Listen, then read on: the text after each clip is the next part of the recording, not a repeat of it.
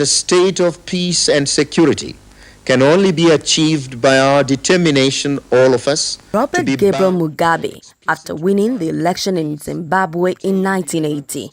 Mugabe had won 57% of the total votes, making him the first prime minister in the southern African country. Just before then, he founded ZANU in 1963. The resistance movement against the British colonial rule played a significant role in ending the British rule, which eventually paved way for him to be Prime Minister of the new Republic of Zimbabwe.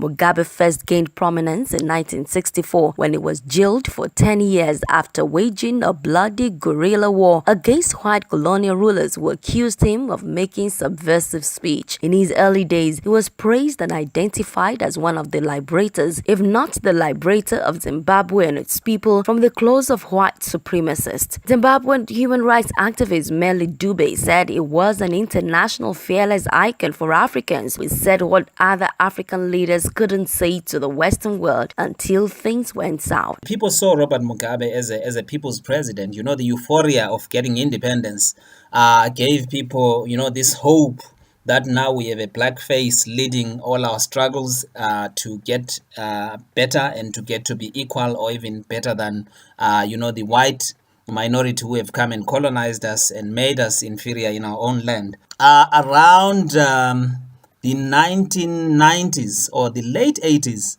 the students and the workers, mostly the unions, started voicing, their reservations about Mugabe's intentions to turn Zimbabwe into a one-party state. So he was starting to be seen as a dictator.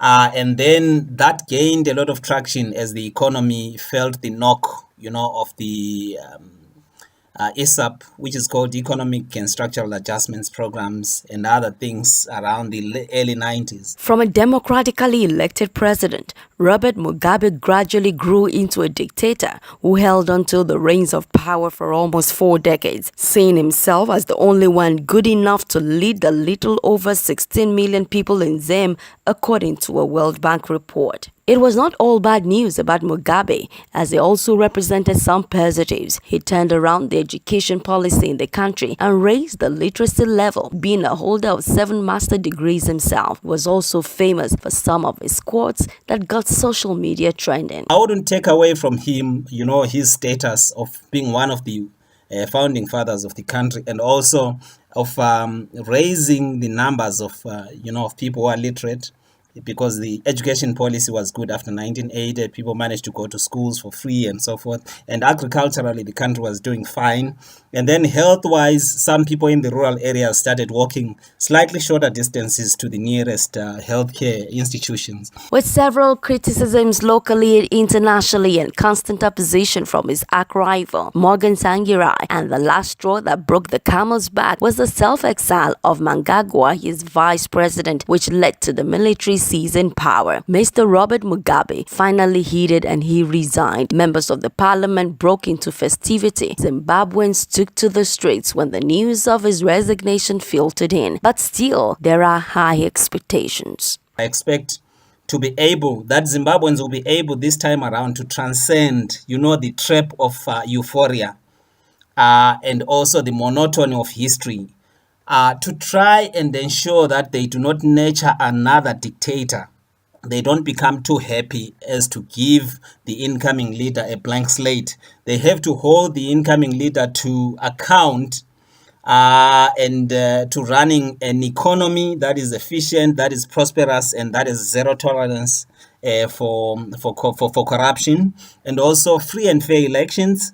That is a non-negotiable. We also expect, respect for human rights. We expect above everything, truth, justice, reconciliation, integration, and nation building. Born on February 21, 1924 in the then Rhodesia, Robert Mugabe was married to Sally Heffron, a Ghanaian who died in 1992 due to kidney-related disease. He later married his current wife, Grace, in 1996.